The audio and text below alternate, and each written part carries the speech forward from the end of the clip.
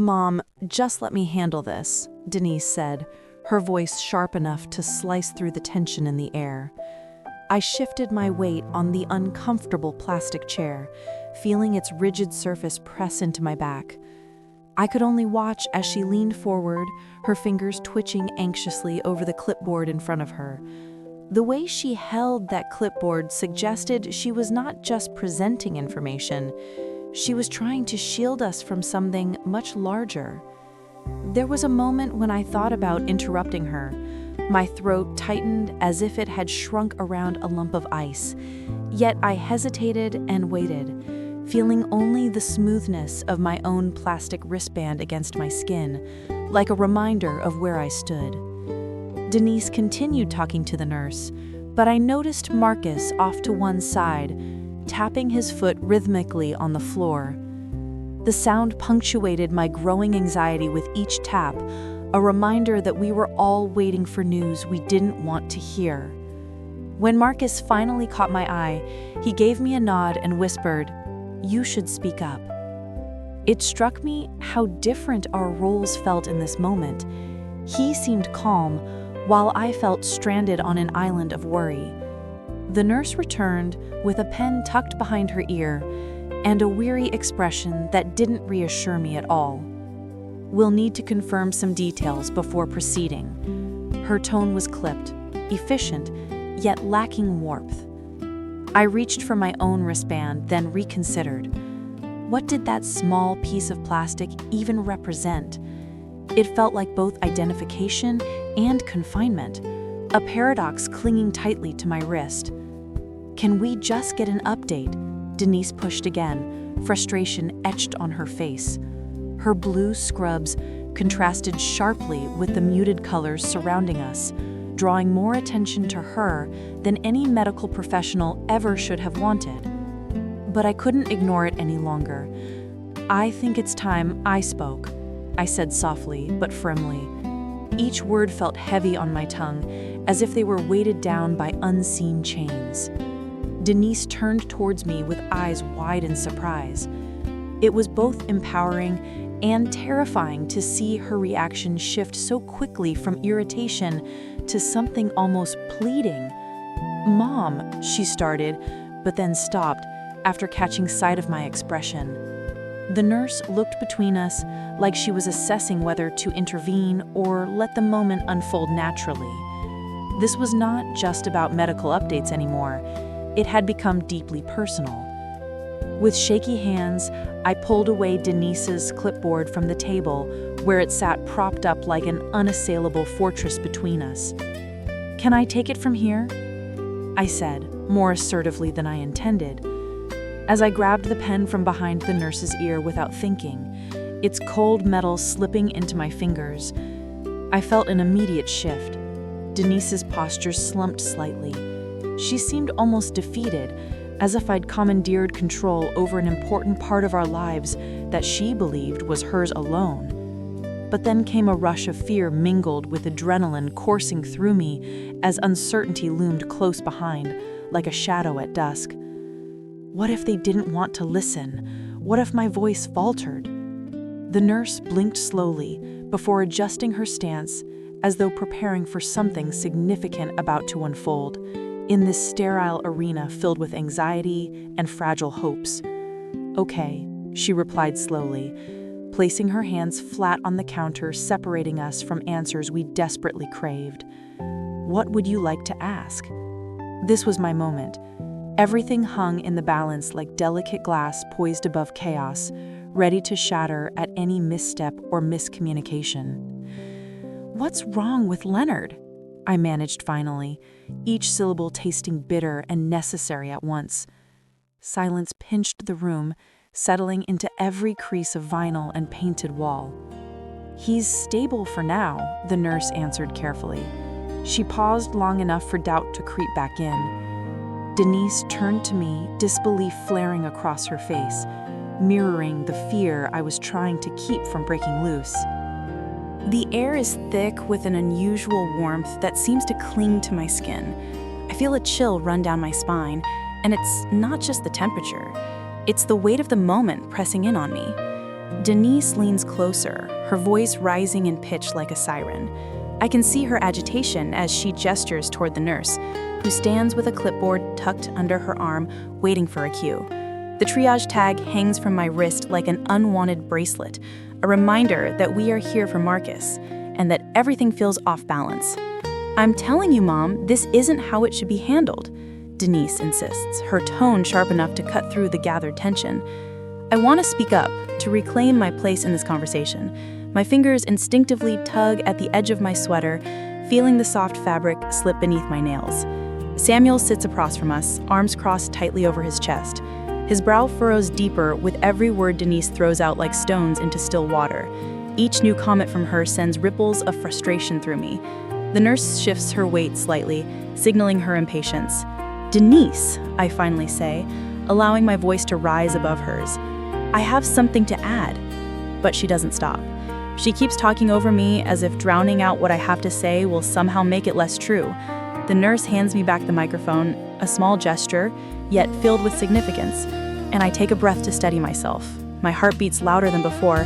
I can feel its pulse thrumming against my ribcage like a drum demanding attention. "Enough," I say, firmly now, cutting through the noise. The room quiets as everyone turns their eyes toward me, and suddenly all those little micro-expressions shift into focus. The worry in Samuel's eyes, the disbelief on Denise's face. I need you both to listen. The weight of their gazes becomes almost tangible, like a heavy blanket draped over my shoulders as I prepare to state my truth. We all know why we're here today. In this charged silence, new information surfaces, an unspoken understanding among us about family responsibility and expectations. The way Marcus had crumpled under pressure during his last crisis is fresh in our minds. He needed support then and now. It's never been more vital than at this moment when our decisions could sway his future. "Mom?" Denise starts again, but falters when she meets my eyes. Her bravado wavers just for a second. Vulnerability flickers behind her strong exterior like candlelight fighting against the wind. I decide then. I will not let her steamroll over me any longer, or allow fear of conflict to silence my voice completely. "If we're going to do this right," I declare slowly and thoughtfully, "then we all must agree on how we move forward together." The air shifts around us as I lay down that ultimatum. There's an immediate consequence.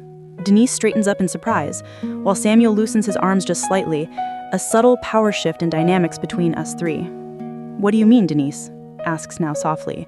Her earlier intensity has dissolved into something softer, more curious rather than combative. "I mean," I respond deliberately as I hold up the triage tag again so they can see it clearly hanging from my wrist like a banner of our current reality. "This signifies we don't have time to waste arguing about who gets credit or who did what wrong. The edges of this stress seem sharper now. They cut through all pretenses between us." At that moment, recognition dawns in Samuel's expression, understanding mingled with concern, but there are still shadows lurking behind Denise's eyes that refuse to dissipate entirely. I search for clarity within myself amid this swirl of emotions and interactions that surround us.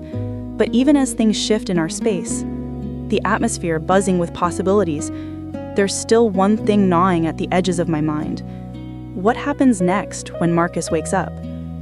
The triage tag flutters slightly in my grasp, a reminder of the chaos just outside these walls.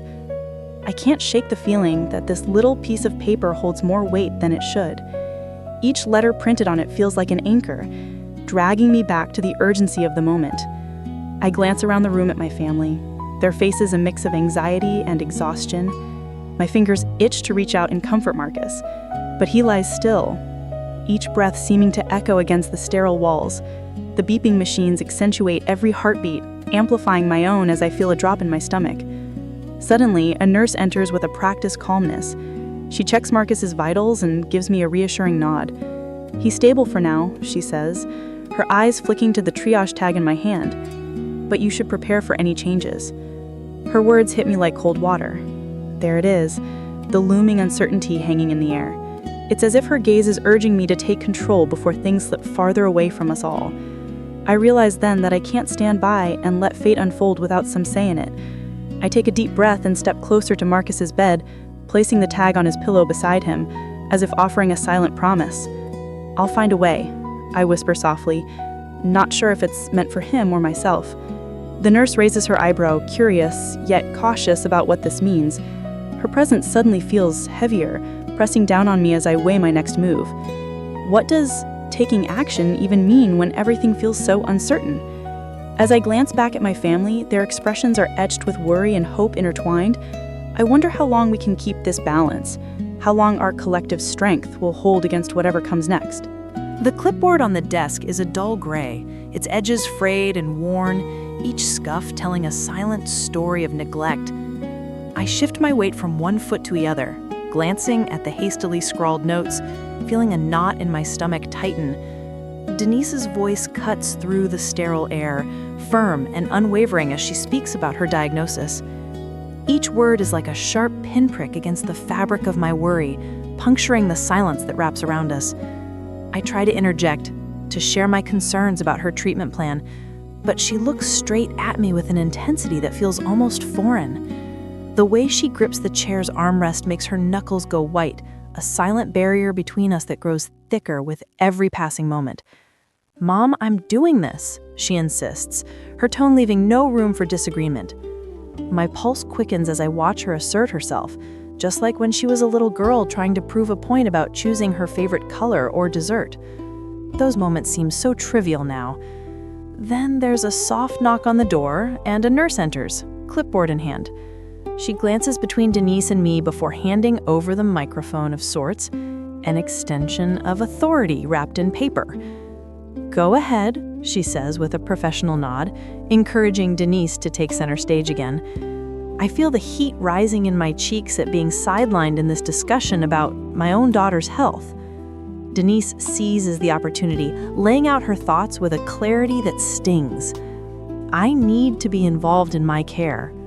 Her eyes are fierce as they dart toward mine for validation. I can feel the challenge simmering beneath her words. "Of course you do," I respond too quickly, struggling to align myself with her stance while still wanting to protect her.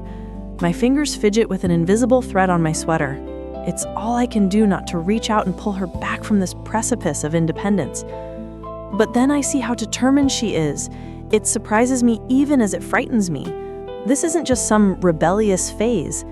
It's part of who she has grown into, a woman who knows what she wants and isn't afraid to fight for it. Suddenly, an unexpected sound breaks through our tense exchange. A phone vibrates incessantly on the countertop beside me. It disrupts everything.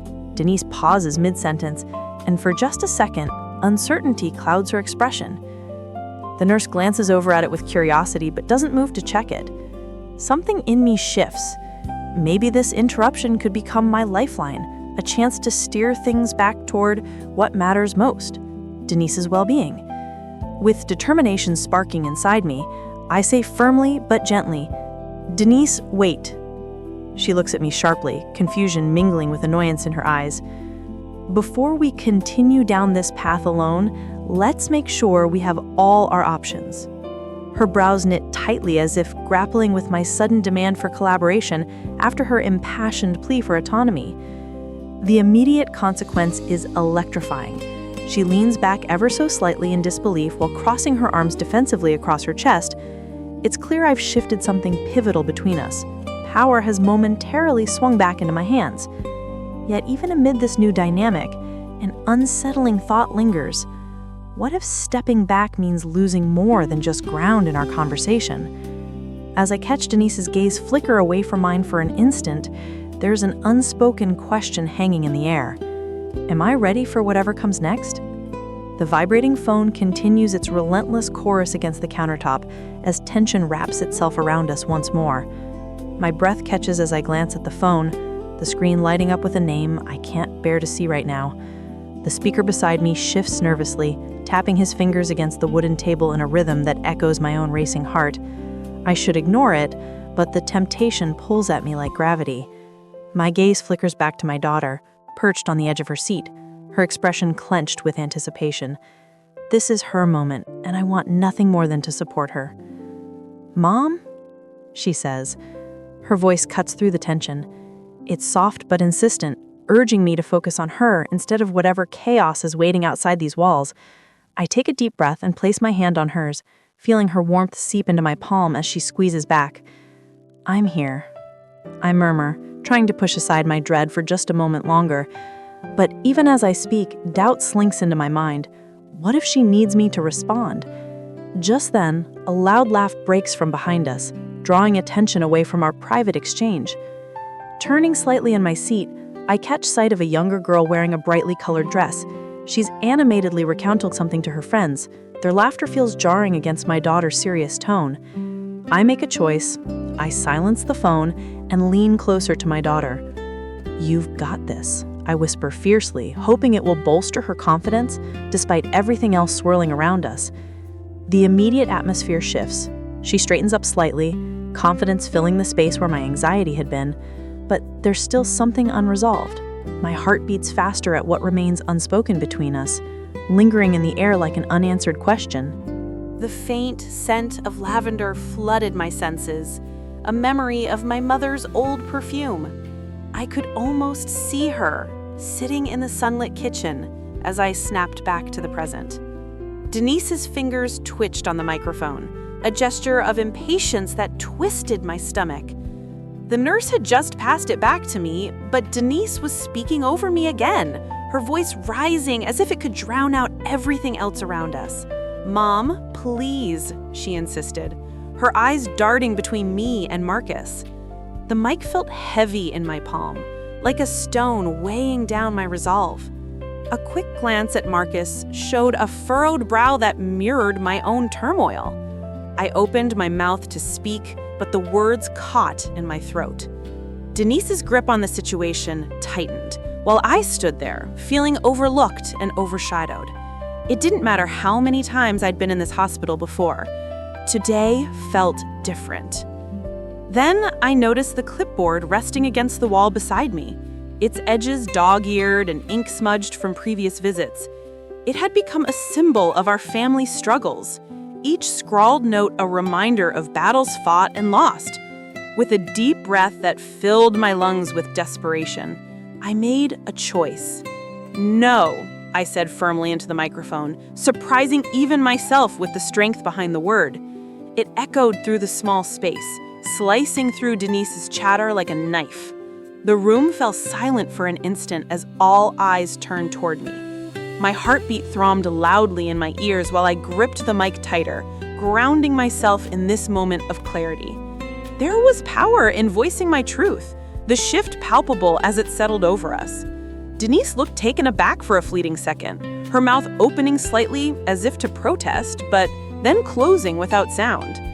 Samuel leaned forward slightly from his chair across the room, his expression shifting from concern to respect. Still clutching the mic, I took another breath and gathered my thoughts. They felt scattered like leaves caught in an autumn breeze. Next I said, "Marcus needs us both right now." Denise crossed her arms tightly against her chest.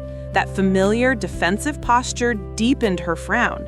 She never backed down easily, not when honor was at stake or when she thought she was right. The air felt charged between us, a delicate tension that seemed ready to snap at any moment. Just then, Marcus shifted in his wheelchair, glancing between us as if sensing the underlying current of conflict swirling around him. But even with this newfound authority pulsing through me, doubt crept in at the edges of my mind like shadows extending into twilight.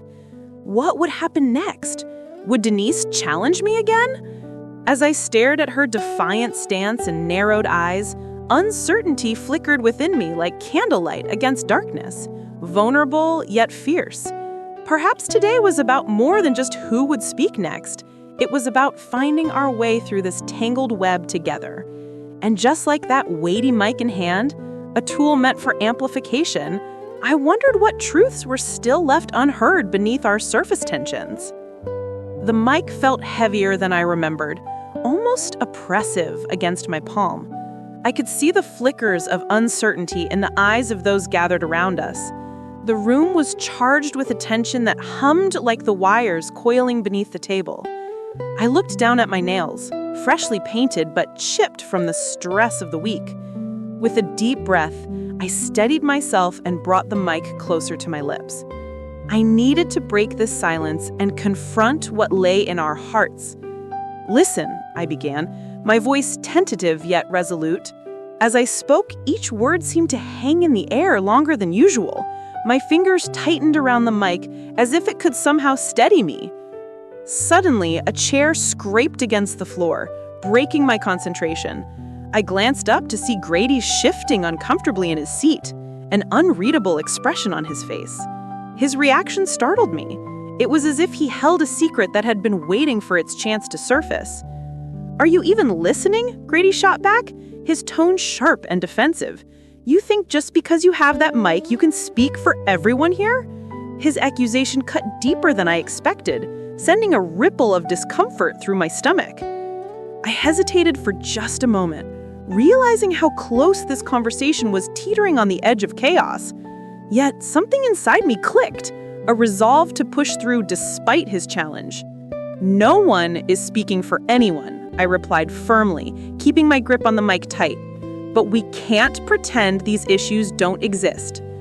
The room fell silent again, interspersed only by the soft rustle of clothing as everyone shifted their weight uneasily. It felt like standing on a precipice. All we needed was one more nudge to tip over into honesty or denial.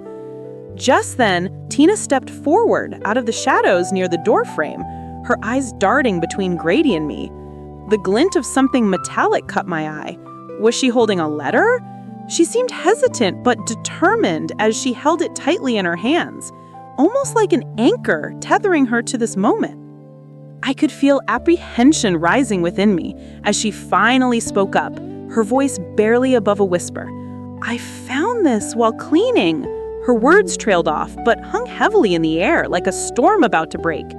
I turned fully towards her now, my heart racing as possibilities danced behind my closed eyelids. What could possibly be contained within that letter? Did it hold answers or questions we weren't prepared for? The air thickened with anticipation as Tina took another step closer, fingers trembling slightly around that paperweight of truth she clutched so tightly. In that instant, everything shifted again. The stakes grew higher with every heartbeat echoing in my ears, and I knew we were on the brink of something irrevocable. What exactly lay in that letter? The notary log feels rough against my fingertips. I press down hard, as if imprinting my will onto the pages. Denise stands next to me, arms crossed tightly over her chest. Her posture radiates defiance, like a barricade erected between us. I can see the tension in her clenched jaw as she glances sideways at my husband, Samuel, who is shifting uncomfortably in his chair. "Mom," Denise interrupts, her voice cutting through the low buzz of conversation. "I think we should just let it go." Her words land like stones thrown into water, rippling our fragile peace. I want to refute her claim, but the weight of my own thoughts pulls me back. I look up and catch Samuel's eye. He shifts his gaze downward, avoiding the clash unfolding before us.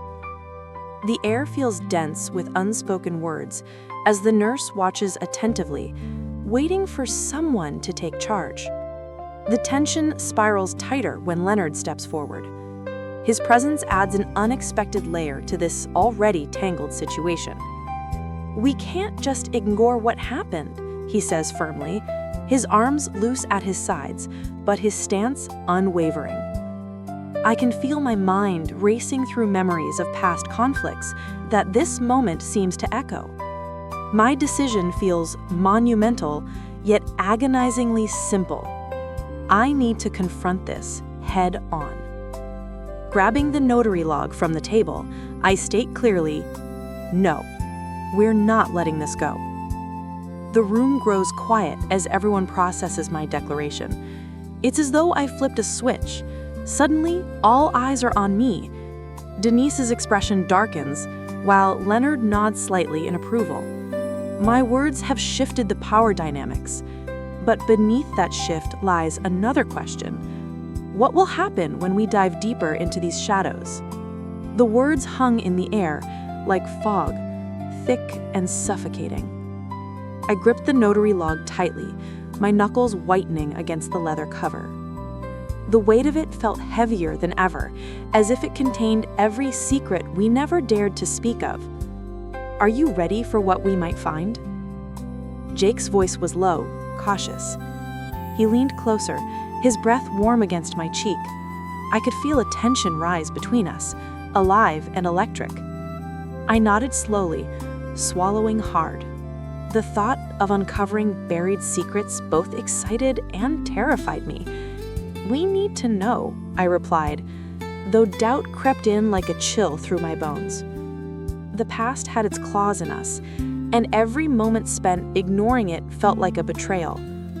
With shaky hands, I opened the notary log to a random page. My eyes skimmed over the neat, precise entries as they blurred together until one name leapt out. A familiar one. Wait. My heart raced as I pointed at an entry from years ago. This isn't right. What do you mean? Jake leaned in closer, his gaze fixed on the log. That signature, I murmured, tracing it with my fingertip. It can't be. A shiver ran down my spine as pieces began to click into place.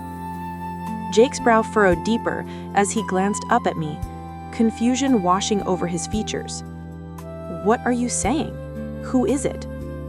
I inhaled sharply, pulling back slightly from the log as reality crashed around us like waves against our fragile boat. It's Mom's signature, I said quietly. She didn't just witness these documents, she was involved. The air turned electric with revelation, but also with fear. Fear of what this connection might entail. I could see Jake shift uncomfortably beside me, wrestling with his own emotions. Why would she be part of this? His voice trembled slightly as he searched my face for answers. I don't know. My fingers trembled as I closed the log softly, sealing away more than just pages, but buried questions that haunted us both. Then let's dig deeper. But something held me back, a nagging worry that perhaps we were stepping into something dark and treacherous without knowing all the players involved. Okay, I agreed cautiously, trying to gather my thoughts amidst the swell of emotions stirring inside me.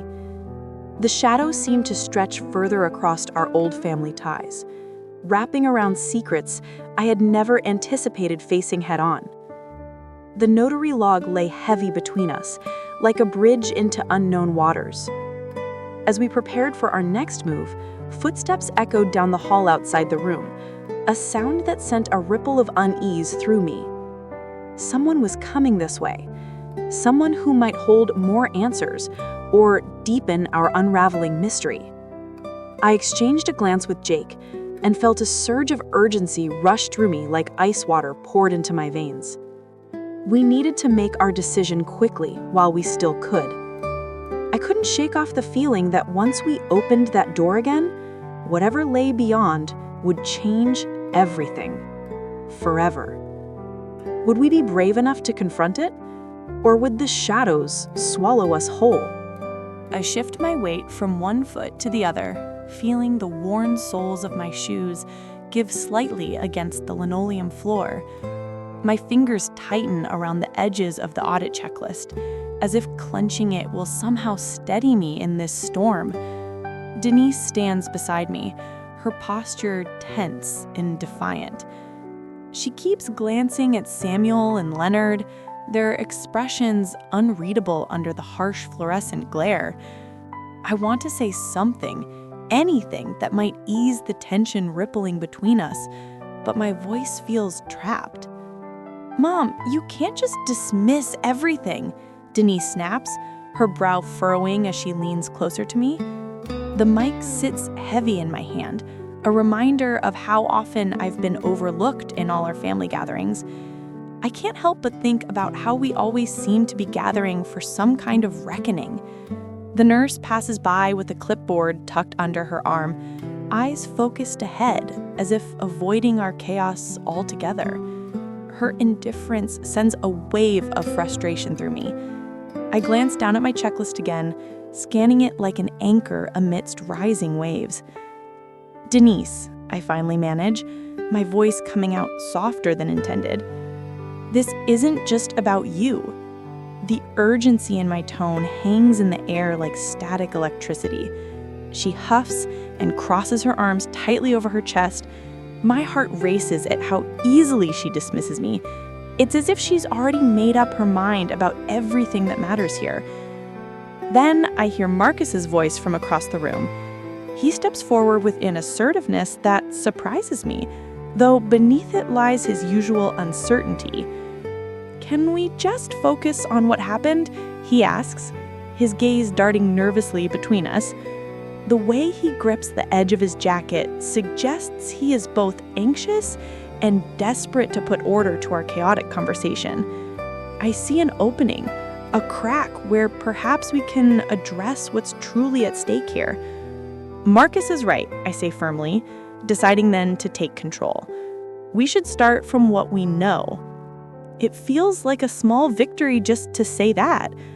As I make eye contact with Denise and see her expression shift slightly, the flicker of awareness, there's a palpable change in atmosphere. The mic feels lighter now as I lift it higher so everyone can hear me clearly. But instead of rallying behind me or acknowledging my attempt at leadership, Denise rolls her eyes hard enough for everyone in the room to notice. "She's not going to sugarcoat this," she insists sharply. My stomach tightens at her challenge. There's no comfort in being undermined by your own child during such a fragile moment. But desperation fuels my determination as I prepare to dig deeper into our unspoken truths. In that split second, new information washes over me, like a sudden flash flooding out old memories. Memories of family dinners filled with laughter, while secrets lingered like shadows at dusk. Our legacy has spiraled into fragments unseen until now, all connected by threads woven from shame and fractured trust. In that moment of revelation comes clarity mixed with confusion. This wasn't merely about honoring traditions or creating bonds anymore. It was deeper than that entirely, and also more complicated than ever before. As these thoughts swirl around inside my head, unfurling layers I never anticipated confronting, another truth settles heavily upon us, like dust, suspended midair waiting for someone brave enough to acknowledge its presence. Denise narrows her eyes suspiciously. She senses something amiss, even when others don't see it yet. Yet now, there's no escaping our tangled web anymore unless we decide collectively how best unravel those knots, hiding many unsaid grievances within each heartbeat shared together. "Why wouldn't you tell us sooner?" she questions sharply, while shifting back into confrontal mode, despite having moments ago shown hints of understanding earlier on. A cold thought cuts through me. What we thought was resolved was only shelved, and now it's back in these same corridors where fluorescent light can't hide consequences.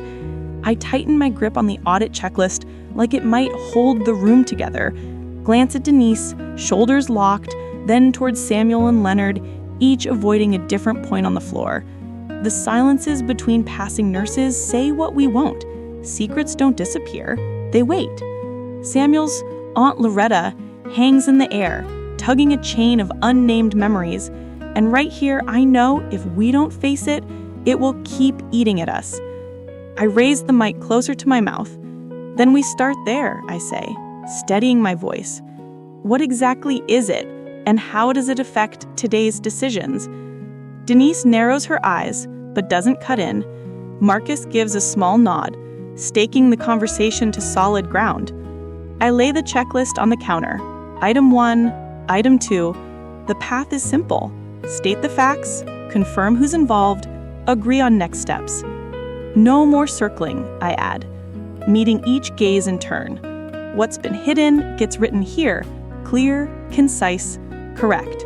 So we all share responsibility. If there are consequences, we decide how to carry them and fix what we can today. Outside, a gurney whispers past. Inside, for the first time, we set the secret on the table like any other action item, something to handle, not a shadow stalking the end of the hall. The tin box receipt, creased and worn, carries the weight of countless transactions suspended in bureaucratic limbo.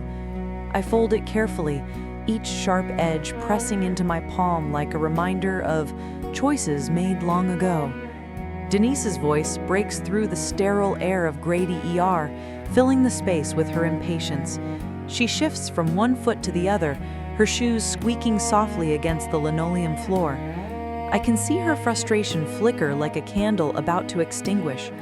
"Mom, we really need to talk about this," she insists, her eyes darting from me to the nurse at the counter. The nurse looks up briefly before returning to her paperwork, as if our conversation is an unwelcome interruption. I try to catch Denise's gaze, hoping for a moment of understanding. Instead, she crosses her arms tightly across her chest, a physical barricade that denies any connection between us. Denise's voice breaks through the sterile air of Grady ER, filling the space with her impatience. She shifts from one foot to the other, her shoes squeaking softly against the linoleum floor. I can see her frustration flicker like a candle about to extinguish. "Mom, we really need to talk about this," she insists, her eyes darting from me to the nurse at the counter. The nurse looks up briefly before returning to her paperwork, as if our conversation is an unwelcome interruption. I try to catch Denise's gaze, hoping for a moment of understanding. Instead, she crosses her arms tightly across her chest, a physical barricade that denies any connection between us. The tin receipt feels heavier now, suffocating in my grasp. As I watch Denise argue with the nurse about medication options for Marcus, an unexpected figure emerges from the waiting area. It's Leonard, my second husband, his presence both familiar and jarring. He walks in hesitant strides, glancing around as if searching for someone lost in time. "Leonard," I utter softly, surprised yet relieved to see him here. Our history together is layered. Moments of love intertwined with regret crowd my mind. "What's going on?" he asks casually, but with an edge that hints at deeper concern. His hands fidget with his jacket pocket while his eyes scan the room and then settle on Denise. I decide right then that I need to share my truth. "I found something," I say slowly, holding out the tin box receipt so he can see it too. "It's connected to all these unanswered questions." Denise bursts out again before Leonard can respond. "Mom, you're just complicating things." Each word punctuates a rising tension that stretches thin between us like thread ready to snap. Complicating? My heart races as I look back at Leonard. His expression is unreadable yet attentive, clarifying. Leonard steps closer as he studies my face. There's a moment where our eyes connect, a silent acknowledgement of shared burdens and unspoken promises. The clinic's atmosphere shifts slightly. There's energy now where there was none before. "Maybe we should sit down," he suggests, gently but firmly, guiding me away from the chaos around us. It feels like stepping out of a storm into calmer waters. "Denise," I call softly over my shoulder as Leonard leads me toward a set of stiff plastic chairs against the wall. I don't miss her tight-lipped silence. I sense her discontent wrapped tightly around her thoughts. When we finally sit down together in those unforgiving chairs, I unfold the receipt again and trace its worn edges with my fingers. "This means something," I insist with newfound determination. "What does it mean?" Leonard prompts quietly, leaning forward slightly as if he's afraid his breath might disturb the fragile peace between us. It was from a place, a long time ago. The memories swirl within me like leaves carried by an autumn wind, ideas half-formed, waiting for clarity amidst chaos. Before I can continue, Denise bursts out again aggressively. "What place? Why now? This all seems ridiculous." Her frustration echoes off the clinic walls like thunder that drowns out any chance for reflection or reconciliation. But there's something murky in her tone that catches my attention. I pause and glance between them both, my daughter and ex-husband caught in their own struggle against secrets laid bare. "I'm not doing this just for you," I reply sternly yet softly. Each word feels heavy upon release. The receive lies flat between us now, the bearer of truths waiting patiently for confrontation or resolution. Leonard's hand reaches out hesitantly toward mine resting beside the receipt. Our fingers brush lightly, a spark igniting beneath layers of unresolved pasts and cautious futures entwined together precariously. A nurse strolls by with brisk efficiency, followed by distant voices echoing through hallways filled with uncertainty and hope merged into one chaotic symphony.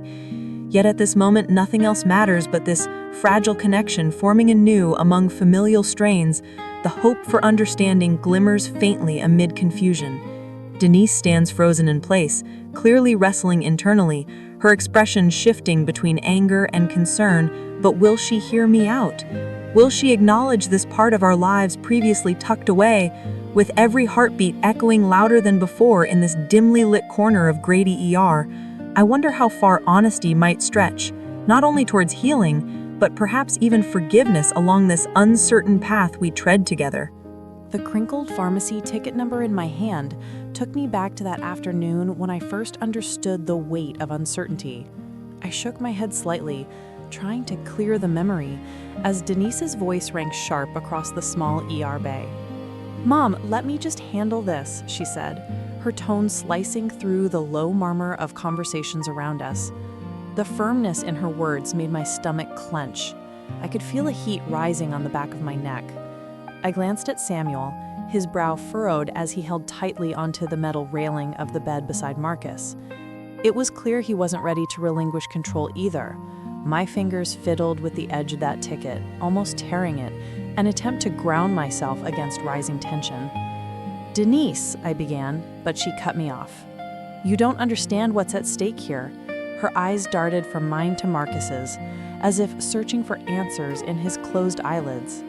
The nurse stepped closer, handing me the mic again, a gesture that felt heavy, like a burden passed down on family shoulders.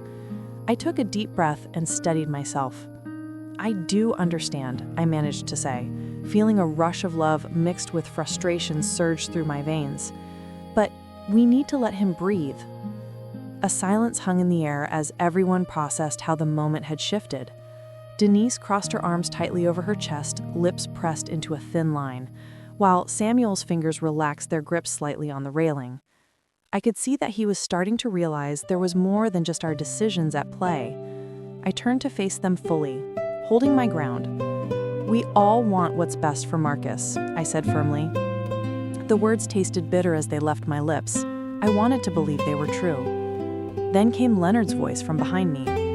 "Maybe it's time we stop pretending everything is okay." He stepped forward hesitantly, drawing attention away from Denise and toward himself, like a moth drawn to a flame.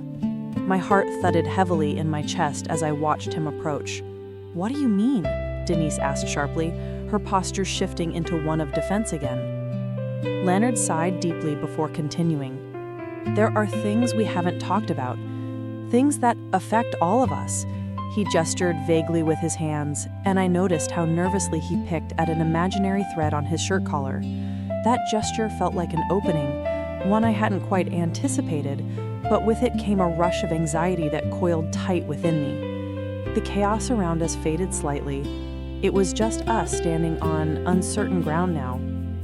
"We can't ignore what's between us if we're going to support Marcus," he added quietly, his eyes wary yet determined. As he spoke, something inside me hardened like cement setting in place.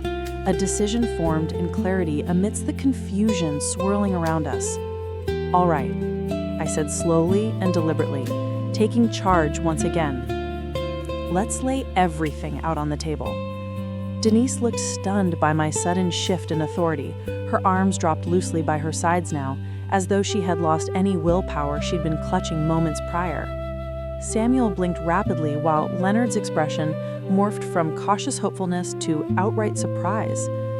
The immediate consequence hung in the air, a palpable shift toward honesty that none of us had dared confront before this moment. A sense of power filled me. Perhaps we could find strength together instead of apart.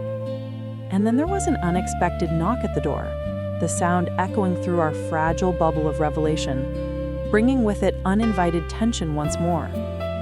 What now? What now? The words hung in the air, a question that felt heavier than the weight of the tension between us. I could feel my heart hammering against my ribs, a frantic thump reminding me how fragile this moment was. I glanced at Grady's face, searching for some sign of reassurance. Instead, his expression only deepened my anxiety. He stood with arms crossed tightly over his chest, as if trying to shield himself from everything happening around him. It made me want to reach out and unravel that barrier he had built. "Maybe we need to talk about this," I said softly, hoping to break the silence, but my voice sounded too small against the enormity of our situation. The fluorescent lights hummed above us, casting stark shadows on the floor. Just then, the door creaked open and a nurse stepped in, clipboard in hand. Her presence shifted the atmosphere instantly. "We need to discuss your options," she announced briskly, her tone leaving no room for doubt. I felt a rush of frustration. I didn't want options thrown at me like confetti. What did they know about what we were going through? The nurse's pen scratched across paper as she began listing things off, her eyes darting between us with detached efficiency. As she talked, I realized I couldn't let her dictate our path. "No," I interrupted firmly, surprising myself with the strength behind my words. Grady looked at me wide-eyed, disbelief flickering across his features. With newfound resolve coursing through me, I glanced back at the nurse. "Can you give us some time alone?" My heart raced as I spoke. This was our moment to reclaim authority over our choices. The nurse hesitated, but eventually nodded and retreated into the hallway. Silence enveloped us again, thick and tangible. Now faced solely with each other again, uncertainty loomed like an uninvited guest in our conversation. "What do you want to do?" Grady asked quietly. His gaze bore into mine, filled with expectation and dread all at once. The walls seemed to close in around us as I weighed my response carefully. One decision could change everything between us forever.